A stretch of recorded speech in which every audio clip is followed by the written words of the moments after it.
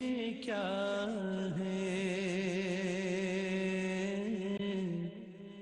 محمد مصطفیٰ جانے۔ الحمدللہ رب العالمین والصلاة والسلام علیک یا صفوۃ الانبیاء والمرسلین، اما بعد فاعوذ باللہ من الشیطان الرجیم، بسم اللہ الرحمن الرحیم۔ قال اللہ تبارک و تعالی فی القرآن الکریم، کلوا واشربوا ہنیئا بما کنتم تعملون، صدق اللہ العظیم وبلغنا رسولہ النبی الکریم۔ لائق صد احترام محترم ناظرین کرام، آپ کا میزبان محمد ثاقب اقبال شامی ایئر وائی کیو ٹی وی کی اس لائیو ٹرانسمیشن کے ساتھ پروگرام تزکیہ قلب میں آپ کی خدمت میں حاضر ہے۔ السلام علیکم ورحمۃ اللہ وبرکاتہ۔ محترم ناظرین، کل کے ایپیسوڈ میں ہم نے انسان کے فزیکل ہارٹ اور انسان کے اسپریچول ہارٹ کے مابین جو ربط اور لنک اور افینٹی ہے اس کو ڈسکس کیا تھا قرآن و سنت اور سائنسی ڈسکوریز کی روشنی میں۔ Yesterday we discussed that those diseases which have a negative impact upon the spiritual heart, the same diseases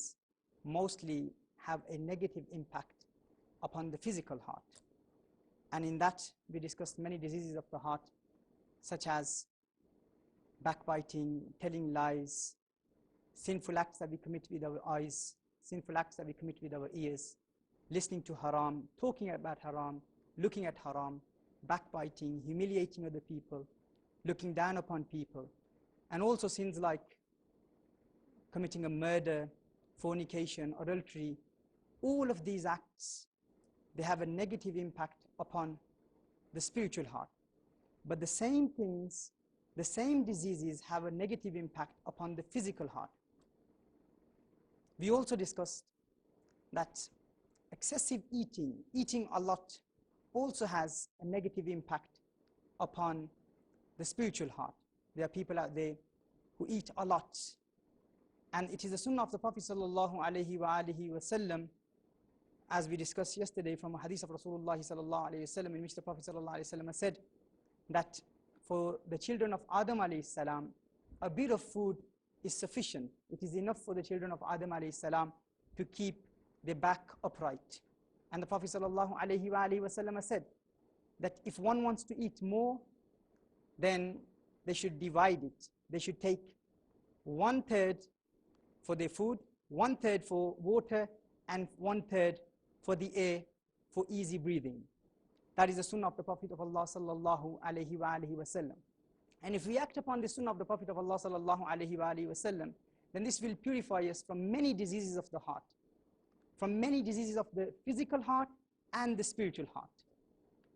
محترم ناظرین، ہم نے یہ ڈسکس کیا تھا اور آج بھی میں چاہوں گا کہ اسی سلسلے کو ہم آگے بڑھاتے ہوئے اس موضوع کو ڈسکس کریں کہ اگر ہم رسالت مآب صلی اللہ علیہ وسلم کے اس مصطفی نسخے پر عمل کریں تو بے شمار ایسی بیماریاں ہیں جن کا ہم اکثر گلہ کرتے ہیں اور بیماریوں کو رونا روتے ہیں۔ ہم کہتے ہیں کہ ہمیں بہت زیادہ ہیڈ ایک ہوتا ہے، ہمیں دل کی بیماریاں ہیں، قبض کی بیماری ہے، بدہضمی کی بیماری ہے، ہمیں ڈائبٹیس ہے، شوگر ہے،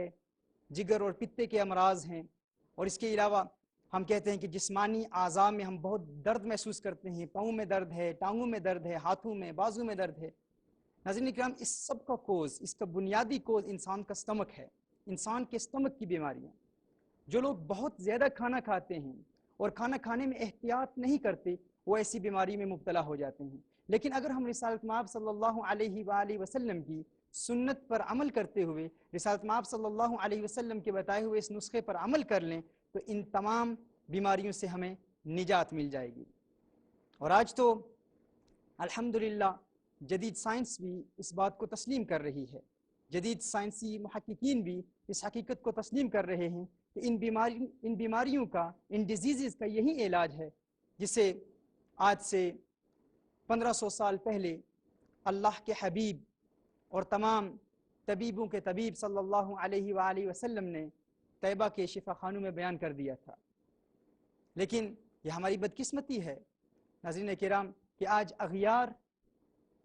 جو اسلام کے قوانین کو نہیں مانتے، اسلامی تعلیمات کو نہیں مانتے، جو اسلام نہیں لائے، مسلمان نہیں ہوئے، لیکن وہ رسالت مآب صلی اللہ علیہ وآلہ وسلم کی ان تعلیمات پر عمل کرتے ہوئے جسمانی فزیکل بیماریوں سے شفا حاصل کر لیتے ہیں، اور مسلمان اس سے محروم ہے۔ یہ مرحلہ بھی میری حیرتوں نے دیکھ لیا کہ بہار میرے لیے تھی اور میں تہی دامن۔ یہ سب کچھ رسالت مآب صلی اللہ علیہ وآلہ وسلم نے ہمارے لیے بیان فرمایا تھا، لیکن آج ہم ان سے محروم ہیں۔ لیکن ناظرین کرام، میں چاہوں گا کہ آج ہم یہ بھی ارادہ کر لیں کہ انشاءاللہ تعالیٰ اس نسخے پر ہم عمل کریں گے، اور انشاءاللہ اگر آپ یہ ارادہ کریں اور اس پر عمل کریں، اور بالخصوص رمضان المبارک جو ہمارے لیے ایک ٹریننگ کا مہینہ ہے،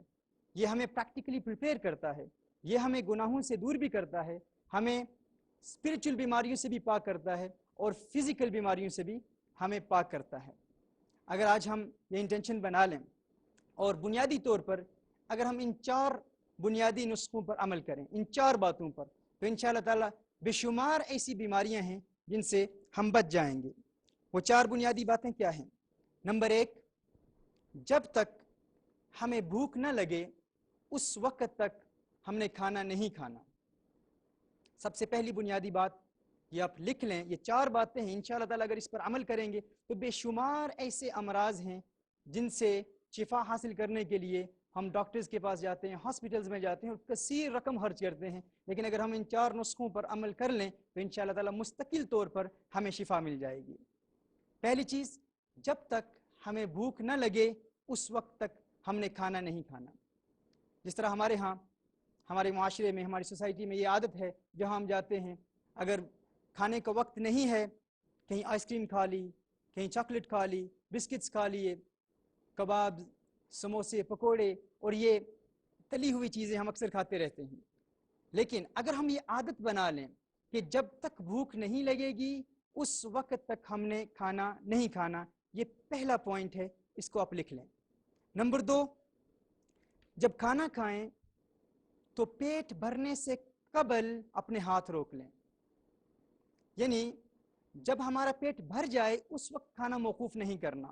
یعنی جب پیٹ میں کچھ کھانا کھانے کی گنجائش باقی ہو اس سے قبل ہم کھانا کھانا موقوف کر لیں، یعنی ابھی کچھ تمنا ہو، کچھ خواہش ہو کہ کچھ نوالے مزید لے لوں، کچھ کھانا مزید کھا لوں، اس سے قبل کھانے کو موقوف کر لیں، کھانے کو روک لیں۔ یہ پوائنٹ نمبر 2۔ پوائنٹ نمبر 3، اگر ان بیماریوں کی شکایت ہے جن کا بھی میں نے ذکر کیا، جن کو بھی میں نے مینشن کیا، تو یہ یاد رکھیں کہ ہر قسم کی چکنائی والی تلی ہوئی غذاؤں سے ہم اجتناب کریں۔ ہر قسم کی ایسی چیزیں جس طرح میں نے ابھی مینشن کیا، سموسے ہیں، پکوڑے ہیں، پیزا ہے اور آملیٹ اور اس قسم کی چیزیں جو تلی ہوئی ہوں، اگر ہم ان سے اجتناب کریں گے تو انشاءاللہ تعالی ہمیں اس بیماری سے شفا مل جائے گی۔ اور پوائنٹ نمبر 4، کھانے کے فوراً بعد سونے سے اجتناب کرتے ہوئے تھوڑی دیر کے لیے، کم از کم ہاف این آور کے لیے، کم از کم آدھے گھنٹے کے لیے ہم پیدل چلیں۔ یہ 4 نیسیسری پوائنٹس ہیں ناظرین، اگر ہم ان پر عمل کر لیں گے، اور ہر پوائنٹ پر رسالت مآب صلی اللہ علیہ وآلہ وسلم کی ایک حدیث دلالت کرتی ہے۔ ناظرین کرام، ہم نے الحمدللہ اللہ عز و جل کے کرم سے رمضان المبارک کے 10 ایام ہمارا یہ عشرہ رحمت ابھی ہم سے جدا ہوا ہے اور عشرہ مغفرت کی ابتدا ہو چکی ہے۔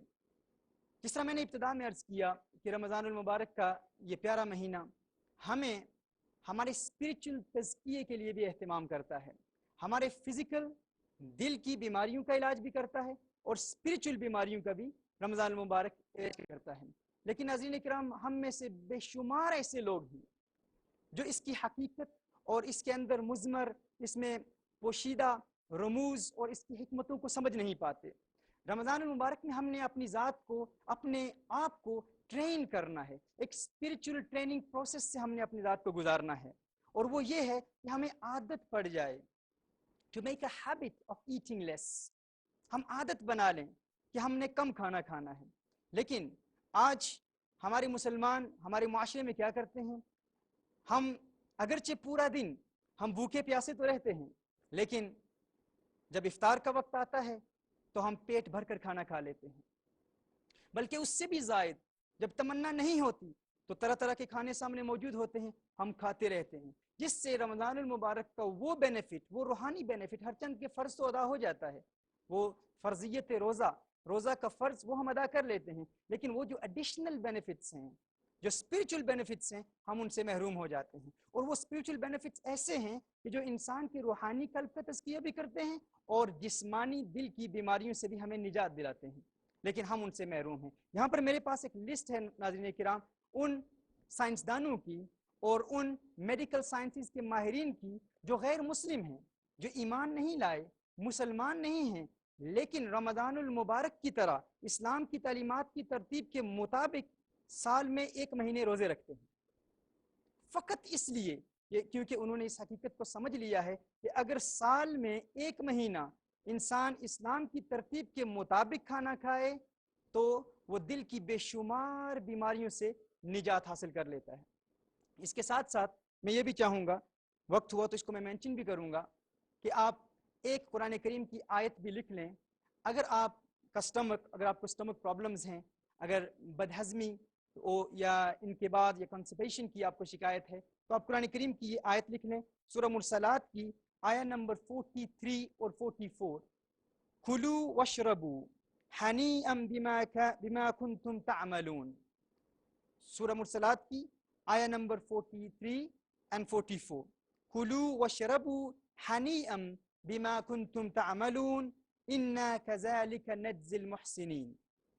اس آیت کریمہ کو آپ کھانے پر پڑھ لیں،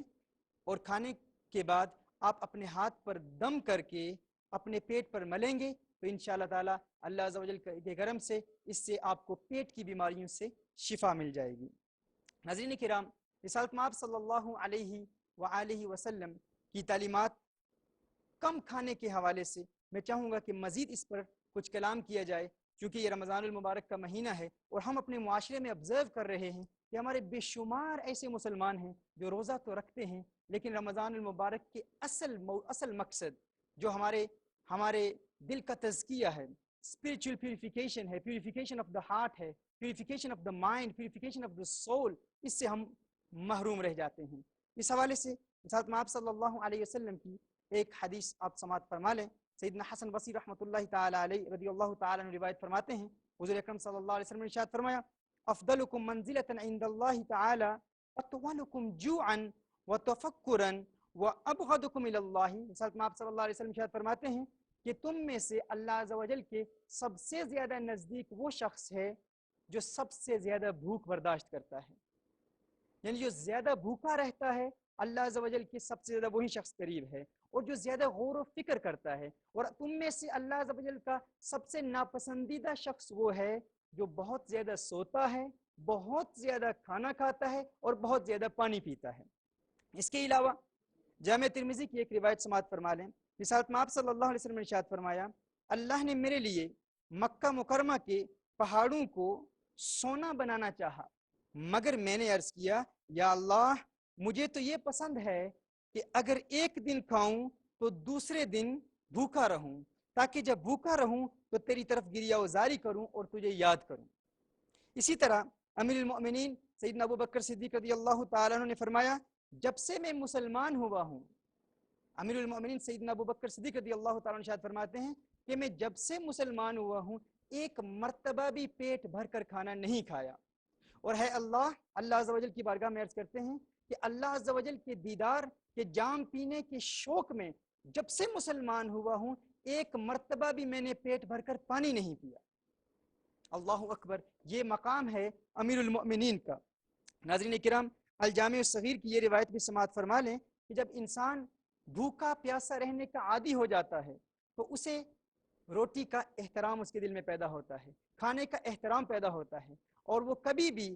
کھانے کی توہین نہیں کرتا، روٹی کی توہین نہیں کرتا۔ میرے آقا صلی اللہ علیہ وسلم نے ارشاد فرمایا کہ روٹی کا احترام کرو کہ وہ آسمان و زمین کی برکات سے ہے، اور جو شخص دسترخوان سے گری ہوئی روٹی کو کھائے گا اس کی مغفرت ہو جائے گی۔ یہ میرے آقا صلی اللہ علیہ وسلم کا فرمان عالی شان ہے کہ یہ جو روٹی کے چھوٹے چھوٹے ٹکڑے